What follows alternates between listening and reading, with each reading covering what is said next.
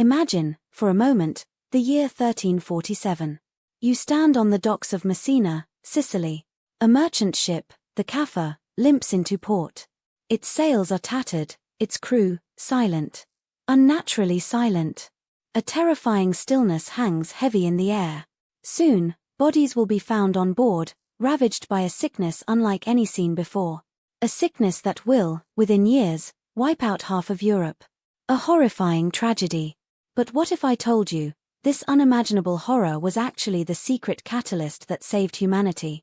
What if the Black Death, in its merciless sweep, was the very thing that pulled Europe from an even deeper, more permanent dark age? Picture Europe just before that ship docked. Not the vibrant, innovative continent you know. No. This was a world suffocating. For centuries, the population had exploded.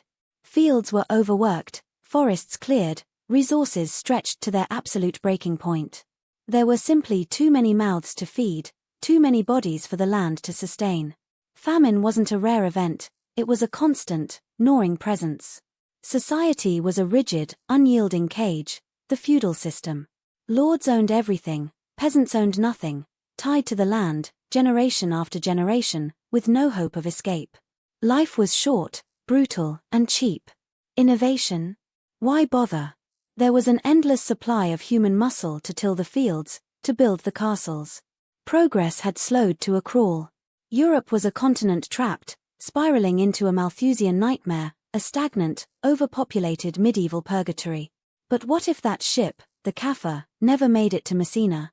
What if the fleas carrying their deadly cargo simply died at sea?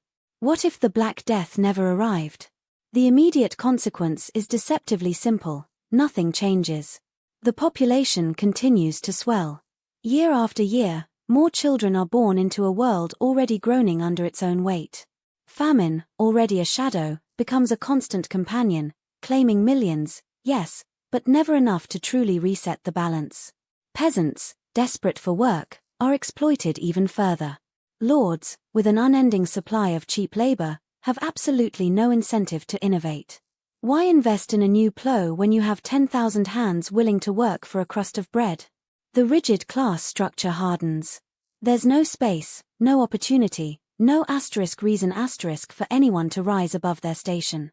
Cities, without the periodic cleansing of plague, become perpetual cesspools of other diseases: dysentery, smallpox, tuberculosis, constantly simmering, never erupting into a continent-altering wave, but grinding away at human potential, generation after generation. Without the Black Death, the Renaissance simply doesn't happen. Think about it. The plague created a desperate labor shortage. Suddenly, a peasant's life had value. They could demand wages, demand freedom. Landowners were forced to compete for workers, offering better conditions, or forced to innovate with labor-saving devices.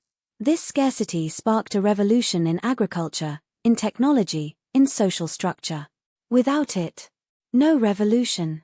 The printing press, a cornerstone of intellectual awakening, might have been invented, but who would need it when scribes were cheap and abundant?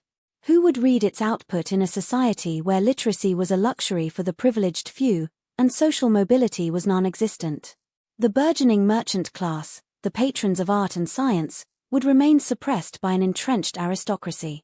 Humanism, the celebration of individual potential, would find no fertile ground in a world where the individual was just another nameless cog in a vast, unchanging feudal machine. Exploration?